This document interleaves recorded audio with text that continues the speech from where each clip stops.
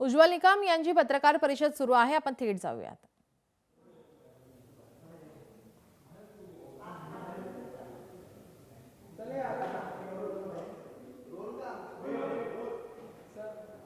उज्ज्वल निकम यांची राष्ट्रपती नामनिर्देशित खासदार म्हणून नियुक्ती करण्यात आली आहे। कसाबला फासावर लटकवण्यात मोलाची भूमिका बजावलेल्या माजी विशेष सरकारी देशाच्या राष्ट्रपती यांनी माझी राज्यसभेचा सभासद म्हणून नियुक्ती केली।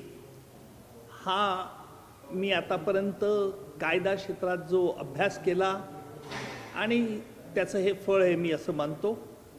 परंतु हे फळाच्या रूपात येण्याकरता मला काल पंतप्रधान मोदीजींनी 8:44 फोन केला आणि पहिला प्रश्न त्यांनी मला मराठीत जो विचारला, उज्ज्वलजी मी मराठीत बोलू का हिंदीत बोलू? मी हसलो, त्याच्यावर ते खळखळून हसले। त्यांना उत्तर देताना मी सांगितलं की मोदी साहेब, आपलं दोन्ही भाषेवरती प्रभुत्व आहे, आपण कोणत्याही भाषेत माझ्याशी संभाषण करू शकता। मोदीजींनी माझ्याशी मराठीत संभाषण केलं आणि उत्कृष्टपणे त्यांनी मला सांगितलं की राष्ट्रपती महोदय, तुमच्यावरती एक जबाबदारी सोपवू इच्छिता आणि ही जबाबदारी देशाच्या दृष्टिकोनातून तुम्ही चांगली सांभाळाल याच्या मी तुम्हाला शुभेच्छा देतो।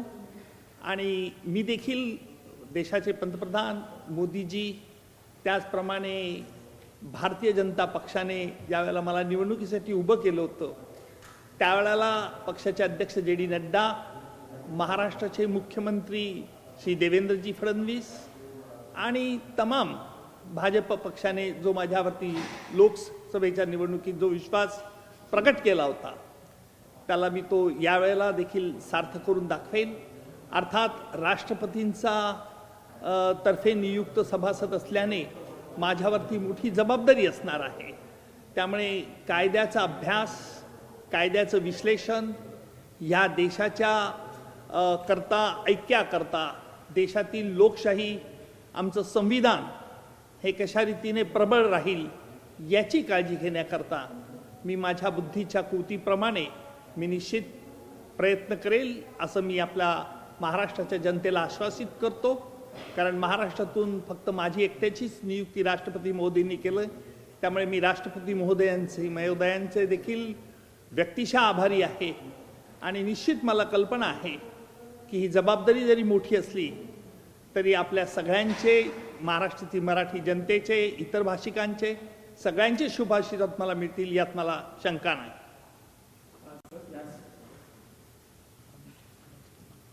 त्याचप्रमाणे अनेक दहशतवाद्यांचे खटले चालवत असताना मला आपल्या देशाचे गृहमंत्री अमित भाई यांनी विशेषतः पाकिस्तानबद्दलचे असतील खटले, पाकिस्तानमध्ये गेल्यानंतर पाकिस्तानने देखील सांगितलं होतं की 26 अकराचा कट आमच्या देशात रचला होता, असा पुरावा कुठेही नाही आहे। त्याला उत्तर देताना आम्ही डेव्हिड हेडलीची साक्ष घेतली आणि डेव्हिड हेडलीची साक्ष घेण्याकरता या देशाचे गृहमंत्री अमित भाई आणि महाराष्ट्राचे तत्कालीन त्यावेळचे मुख्यमंत्री देखील देवेंद्रजी, सध्याचे मुख्यमंत्री, यांनी देखील अथक परिश्रम करून ही डेव्हिड हेडलीची साक्ष मी घेऊ शकलो, जेणेकरून पाकिस्तानचा बुरखा आम्ही फाडू शकलो आणि फायनान्शियल ॲक्शन टास्क फोर्सला देखील या बाबतीत पाकिस्तानच्या विरुद्ध कठोर भूमिका घ्यावी लागली हे आपल्याला ज्ञात आहे।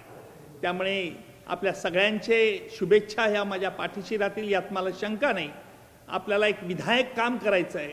हा देश हिमालयापासून कन्याकुमारीपर्यंत एकसंघ कसा आहे हे दाखवायचं आहे आणि त्या दृष्टिकोनातून सगळ्यांचे शुभेच्छा मला लागतील यात शंका नाही।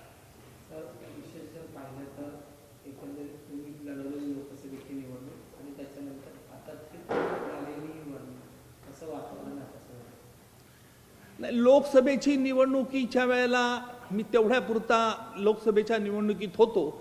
नंतर मी आपल्याला कल्पना असेल की लोकसभेची निवडणूक ही एका वेगळ्या मुद्द्यावरती लढली गेली, जिथे गैरसमजुती पसरवल्या गेल्या, जिथे गैरसमजुतींना लोक बळी पडले। परिणाम ज्या लोकांच्या लक्षात आलं की आपलं चुकलं, हा जो गोबेल्स प्रोपगंडा आहे, जे विशेषतः कसाबनेच्या गोळीने आमच्या या राज्यातील शहीद झालेले शहीदांची हत्या झाली नाही असं सांगण्यापुरता देखील काही राजकीय नेत्यांची मजल गेली होती. हे बघितल्यानंतर लक्षात आलं की गोबेल्स प्रोपगंडा हा काय असतो हा लोकसभेच्या निवडणुकीत मला बघायला मिळाला. परंतु तो गोबेल्सचा प्रोपगंडा देखील उघडं पाडलं असेल तर जनतेने विधानसभेत दाखवून दिलं. आमची जनता ही साक्षर आहे हे काही राजकीय शक्ती विसरतात, त्यांनी तसं विसरू नये एवढंच माझं नम्र सूचना आहे. आता सध्या तुमच्याकडे जे संतोष देशमुख प्रकरणातल्या केसेस आहेत, सोबतच अनेक केसेस आहेत, मग त्याचं नियोजन कसं असतं का तुमच्या पुढे? याचा मी अभ्यास करेल. मी राष्ट्रपती नियुक्त राज्यसभेवरती असल्याने विशेषतः कुठल्याही राजकीय पक्षाला असं समोर मी नाही, त्याच्यामुळे या संदर्भात मी अभ्यास करेल. मला किती काम आहे, त्याचा आवाका काय आहे राज्यसभेत याची आज कल्पना असल्याने मी आज या बाबतीत कोणताही निर्णय घेतलेला नाही.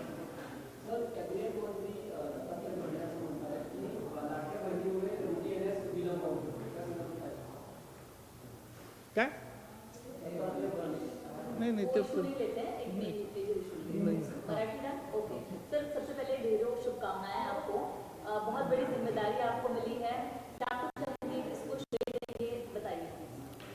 सबसे तो पहले मैं हमारी महाराष्ट्र की जनता, हमारी देश की जनता जो चाहती थी कि मेरा लोकसभा में डिफीट होना, जिनको तकलीफ दुख हुआ था, उस तकलीफ और दुख को आज हमारी राष्ट्रपति महोदया ने और प्रधानमंत्री जो पहले बार हमारे मोदी जी साहब पहली बार हमें मिले थे लोकसभा के कैंपेन में, तब उन्होंने जो विश्वास मेरे खांदे पर हाथ रख के बताया था, जताया था, उससे बहुत मैं लोकशाही मराठी ऐका, पहा, जागरूक रहा.